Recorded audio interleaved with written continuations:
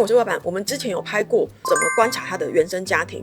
那这集我们要讲原生家庭里面的地雷，收集于很多粉丝提供的，就是他们说完全不能接受的事情，大家可以来参考一下哦。如果喜欢影片，欢迎订阅我频道，也可以追我的 IG 哦。统计出来的这些问题，男生女生要观察对方的原生家庭的时候都是适用的，只要你们有考虑结婚的话，就很可能会是你们的地雷。也许你从来都没想过择偶的时候要先注意这些。第一个是没有处理事情能力的依赖性家人。什么叫依赖性家人？有粉丝说她男友整天都要搞定她弟弟妹妹，因为她弟弟妹妹还是大学生跟高中生，然后他就一直要接送他们，因为他们要补习，接送，然后常常就是有时候约会时间就会受到影响，或者是等一下他弟弟又要干嘛了，又要去接他，载他去买东西啊，什么什么，反正就是照顾弟弟妹妹的事情很多都落在他身上就对了。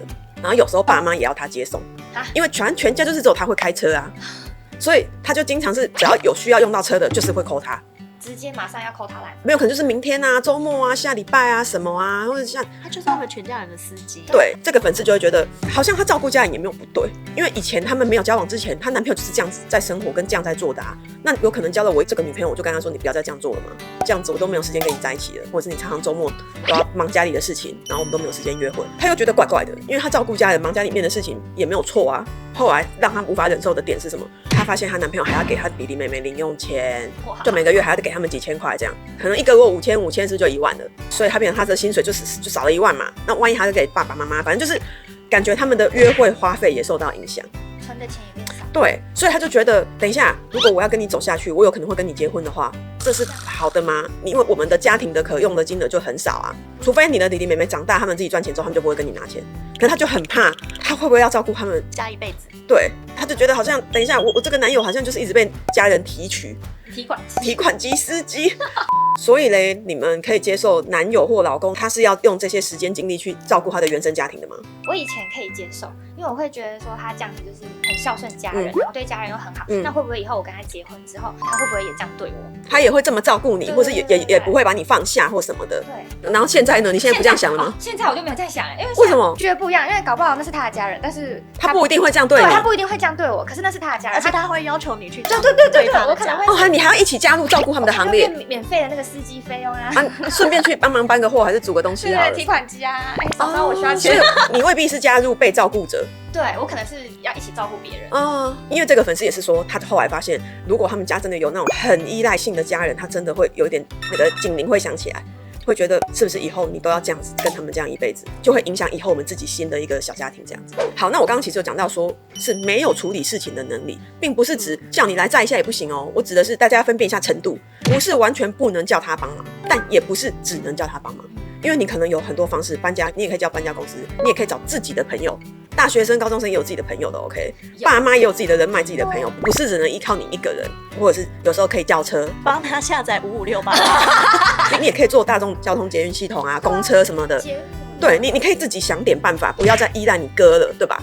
如果你们也已经很大了，但你习惯叫你哥嘛，因为他使命必达嘛，最方便嘛，所以你就要去注意到他的家人是不是贪图方便，而不是真的没有自理能力。那这个就很麻烦了，因为即便你有自理能力，你还是会call他，因为他最方便、最不花钱。不管是男生女生，你观察到对方是不是有这个问题的时候，就要注意到这个以后会影响你们什么，你可以容忍到什么范围。那目前他们的状况有没有超过你能容忍的范围？第二点，家人有严重的经济问题，例如负债、赌博、吸毒、借钱，这个有时候发现的时候，其实已经交往很久了啦。谁会一开始就告诉你？感情就在了。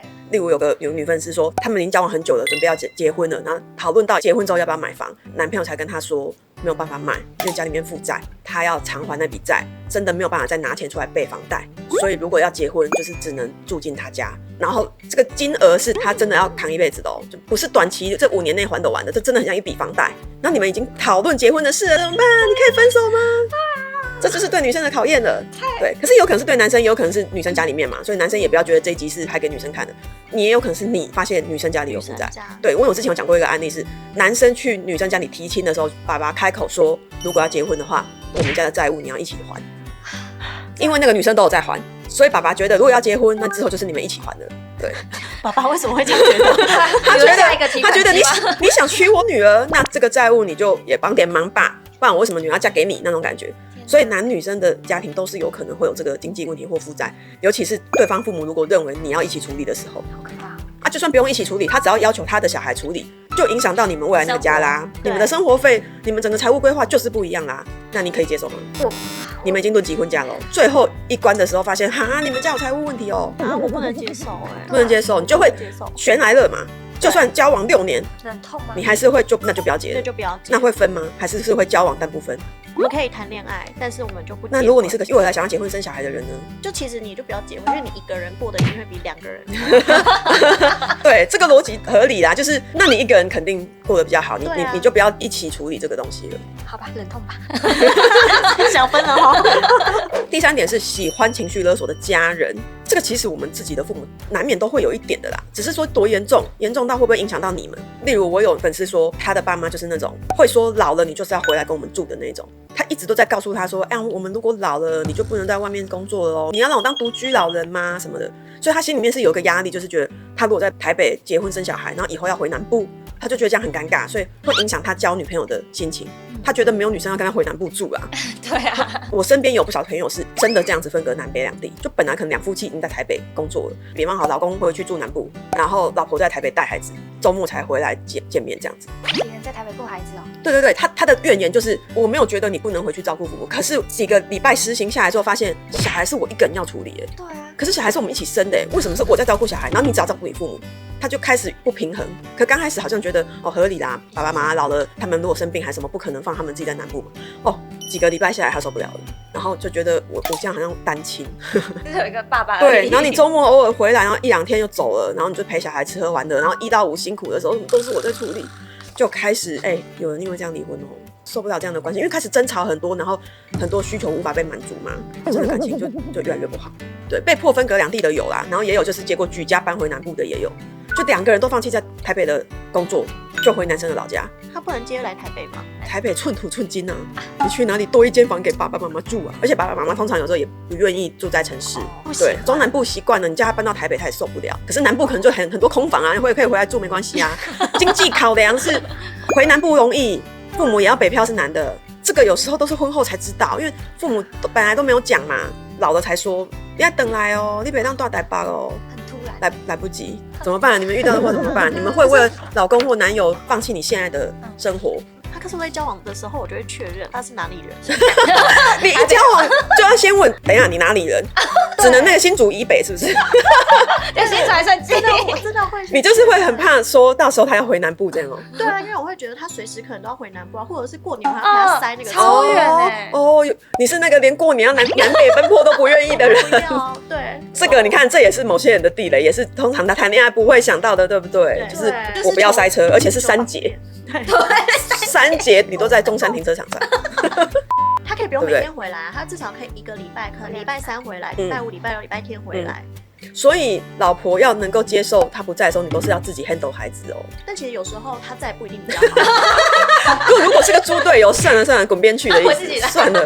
所以这个其实也没有一定，大家要知道这一集的地雷，别人的地雷不一定是你的地雷，搞不好你们能够协调出一个东西。第4点，没有界限的家人，例如什么乱拿你的东西，或去你家很没礼貌，或是车子直接借走好几天，害你们没车开。我真的有粉丝这样讲，什么车子被他弟借走，然后1个礼拜，然后他们都没车开。想结了吧？好，我讲我自己还没离婚前的实例哦。以前就是有些同事会买我的2手包，就比较便宜，然后保存的也很好，这样子我就会展示出来给同事挑。结果对方的姐姐妹妹看到有喜欢的，就直接拿走了，然后就没有给我钱，但也没有跟我说一声谢谢，就不见了。然后后来才发现，他们想要，所以他们拿走了。这种吗？我也是觉得说，没有问，不是应该问我说，那你这个你要卖多少，我跟你买，那不是应该也是我来说，那不用，如果是你的话，你拿去就好了，再怎么样也是我卖这个面子给你嘛，不会是你拿走，然后我还要去问你，那个是你拿走吗？对啊，我喜欢那一个，然后呢？所以他觉得家人是不用付钱的。对，这就是我刚刚说的没有界限的家人，他觉得我们不是家人吗？那我喜欢我拿走还好吧？难道我跟同事一样也要付钱吗？还是要知道吧？所以我很傻眼，对，不只是可能2手包、2手衣什么的就是可能单眼相机那种已经闲置没有在用了，也是，就是那你们这不用了，那给我，就常常会这样子。可是我都是心里面觉得怪怪的，因为太过理所当然的感觉。所以你们可以接受这样吗？不行，超级没礼貌。那他开口跟你要可以吗？像这样，你们这单眼相机都没在用了，我最近要出国玩，这台给我用，感觉不太舒服。那你会怎么说？说借他吗？你就说可以借你，我不会说要给他。他就没有还了。我会找机会，我最近要用相机，你可以还我吗？我需要那台。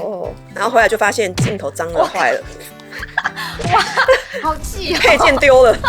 我还有听过，就是车子借走之后，真的就一直没有还，变成他的车。本来就跟你借1个礼拜啊，就没有还那车子还在吗，就一直害人家没车开啊，然后就想说是怎样。等于说有些人的兄弟姐妹之间是没有界限的，因为他们家本来就从小是这样生活，然后习惯了。可是你是一个外人嘛，你会觉得你们怎么会这样，怎么如此不分你我，就会有一种你们的东西都是一种公物的感觉，公物可以自取的感觉。这个就是其实交往的时候就要观察的事情。如果你有时间有机会跟他的兄弟姐妹互动的时候，你就要注意到他们之间有没有没界限，有没有一台笔电在那边共用，然后车子可以借很久不还，甚至东西都可以随时拿走，很不分你我。那这个有可能就会影响到你以后你的物品也是会被当作是这样。第5点，不注重健康卫生的家人，这个听起来可能事情很小，但如果你们会生小孩的话，问题就会开始很多。那很多粉丝都有跟我抱怨过的，例如公公抽烟的时候都不避开孩子在婴儿面前抽烟的，或者是疫情的时候回家不消毒直接抱小孩。不行之类的，然后叫他们消毒，他们就觉得啊免呐什么这样。长病毒流行的期间不洗手，然后我还有听过长辈有什么 A 肝，然后还共吃共餐具，叫他拿公筷都不拿。然后我自己是我刚生小孩的时候，小孩真的还是婴儿的时候，我很不喜欢那种一直要亲小孩的长辈，就一直要嘴对嘴亲人家，你知道，因为那很容易细菌感染，因为婴儿是还没有接触到这个世界的，他们是很怕病毒跟细菌的。可是有些大人就很爱抱，又要亲人家。或是脸一直磨蹭他什么的，我都会有点觉得有点没有界限啊。这位小编是已婚的小编，他举了好多例子，他是苦主是不是？我快速讲一下，小孩玩具在地上，路过竟然用脚踢到旁边，跨过去就算还给你踢开。不见为净吗？喂小孩吃饭竟然用自己吃过的筷子，我还遇过那个自己摇一摇再喂小孩的。尿布换完摊在那边不丢。你是说上面有排泄物摊在那里吗？对啊，就忘记丢，不丢啊，就摊在客厅的一角，有排泄物或者是黄黄的这样。好恶心！或洗奶瓶只用清水冲，没消毒，过个水做个样子而已，或是随便就把小孩借给陌生长辈抱，可能还邻居什么，还有他朋友什么的，可是不能接受也没用，小孩都生了。因为你知道，就是如果你看过那一幕，就是他可能脚踢玩具那一幕之后，你就会很怕放在嘴巴的是不是有被踢过的因为小朋友会在那边咬玩具什么，结果是被他们的脚踩来踩去或踢开的。对，大家注意一下，很多小小的地雷可能是你婚前不会想到的。最后一个呢，家中有重病患者怎么办？这个好像有点大条或者发展迟缓的家人。我讲2个例子，一个是我的男生朋友，他家里面有失智的长辈，他就说他自己真的永远不可能离开家里住，他一定就是要照顾他们的，顶多老婆住进来我们家。然后他就觉得，如果这个在交女朋友的时候，他就知道了，那是不是没有女生要跟他在一起？还有另外一个朋友是女生，她是从小就有一个发展迟缓的弟弟，就是可能智商一直停留在只有6岁或4岁。可是他可能已经20-30岁大人了。他说他从小他的家人就告诉他，你就是要带着弟弟一辈子咯，如果我们离开，就是你要照顾弟弟咯，不然弟弟怎么办？所以他就知道他一生都要扛着弟弟，然后他就压力很大，他就觉得说，我是不是一辈子都不可能结婚了？因为没有男生愿意这样子跟我一起照顾我弟，等于我就是一直要带着我弟。那真的有人要跟我在一起吗？这2个人都是遇到他们没有办法选择的一个状况。像这样怎么办？小编可以接受吗？如果是他是一个好男人，或是一个好女人，你们很爱的对象，可是他就是家里有一个这个问题，你是可以接受的吗？可是我身边就有朋友是这样可是他们在一起就是也10几年了。女生家有这个问题，然后男生是可以接受的，就因为女生其实自己本身也会很抗拒结婚这件事，会害怕，就觉得因为这样而觉得不要结婚对，但我觉得就是看你的另外一半可不可以接受跟帮你。家人是在他的娘家，所以他们平常没有一起住。没有，那这样可能还好一点，因为我刚刚讲的这个状况都是要一起住。对，可是他其实可以另外安排弟弟，可能去住在一个更适合他生活的地方，就是其实去住专业的安养中心或照顾。对，可能你们的夫妻的状况就是你们要去看他，或是出钱照顾他，可是至少不是一直住在一起。这个就是你自己有没有办法过得去的，因为他从小是被父母说你不可以丢下弟弟哦，你要照顾弟弟哦，所以你说他心里是不是有可能也许很难过的去把弟弟送去医疗的机构住？他心里面如果觉得我这样是为了我自己要跟老公结婚，丢下我弟，他可能这一点他就做不到。可是如果他要带着弟弟一起住，就要看那老公可以接受吗？可是我觉得男生可能一开始可以接受，可是时间久了，如果真的住在一起的话，因为那毕竟跟你们的夫妻生活还是会有影响的啊。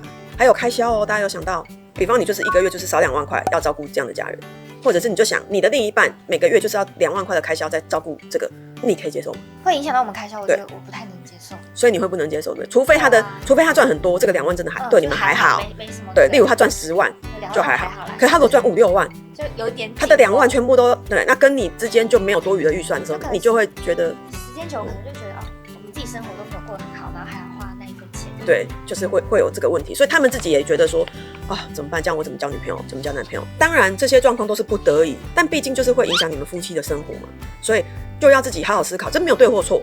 我没有说你这样就不能跟他在一起，而是说这是你的人生，这是你自己的恋爱，这是你自己的择偶，所以你要自己去考量，你要不要承担这样的代价。其实我自己是觉得，你家里面有这样状况的人，你也不要这么自卑或难过。如果你本身你的人这个灵魂真的很好，我觉得人们还是有可能会选择你，然后并且承担，就是看你有多好，你有多让人不可割舍。当然你也可以选择，那如果这样你就不要有择偶的部分，这也是你自己的人生的自由啦。如果你觉得那样很辛苦，我自己的家庭已经这样子，我还要再照顾一个新的家庭，到时候弄得更一团乱，所以那我不婚不生，我不要再夹杂在2个家庭中间，这个选择也没有错的。不管是我们择偶或是被选择，其实都是先想清楚到底自己想要过怎样的人生再去做选择吧。如果喜欢影片，欢迎订阅我频道，也可以追我的IG哦。